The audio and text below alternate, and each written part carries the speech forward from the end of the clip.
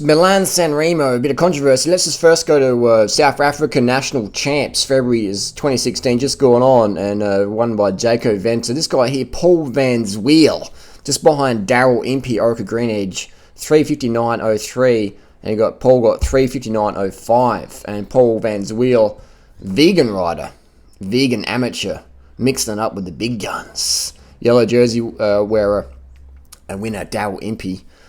0.2 of a second in front of the vegan gains. So I just wanted to talk about that South African champs because I forgot to do that. I'm on Cycling Tips, which is fast becoming a popular website. There's a bit of controversy holding on to team cars, things like that. Someone says Demar was holding on to a team car. Looks like a bit of a crash here. So this is what's happened in cycling, right? They're gunning it for the last bit, big money on the line, and boom, there's a fucking crash. You got guys sitting in the gutter. His face looks a bit cut up. I mean, look at that wall. He wouldn't want to fucking hit that. And this guy's lying on the ground still. He's still in pain. He's still in pain. If all these guys are standing up, checking their gear alignment and shit like that, everyone's clicking around. But this dude's over here. He's in pain. So I'm not sure who he is or what's happened, but he doesn't look into too good a thing. Malcolm Matthews looks like he's screaming at his down tube or something. I'm not sure what's going down. There's going to be broken bikes. It's not going to be good, all right? But anyway, so Demar, someone said that you hang on to the team car. So what we do is we just go straight to Strava. All right, so we see Demar on Strava, and we're looking at it. Where was it on? The suppressor clocks him as the quickest. Someone says that he's not a sprinter. He's not a climber. He's a sprinter, so that may add weight to the claims. Let's have a little look what's happening. Before the suppressor, Demar was off the back. On the climb, he passed us at double our speed attached to his car. I'd not see if it's a window or the water bottle. So, did he do a Nibali from last year, Nibbles? Did he get on there? Let's have a little look-see. So I'm just flicking. So we're going to go straight to his Strava data here. So it's on the suppressor that controversy was on, all right? So we look at, he didn't put up the power data. That's a bit of a, you should always put up your power data. All right, people, we've seen it recently with JP. The mysterious JP proved that you can fake any ride on Strava you want. So you can dodge it, but by not putting up power data, instantly it sort of makes it a little bit more sus. We do see a few dropouts here, but they are the distance 2.7, so there's not enough. He hasn't hung onto the car, and his speed didn't go up. So there's a bit of a dropout there, something going on there, bit of a dropout there, and it was only for minimum. We can sort of see on the map here.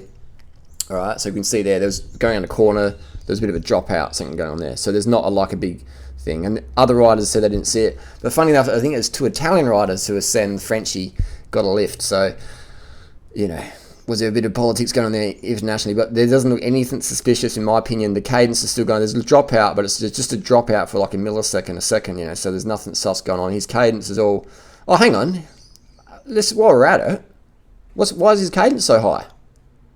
Oh, 100 cadence. Shit. Has he been watching durianriders videos? Wow.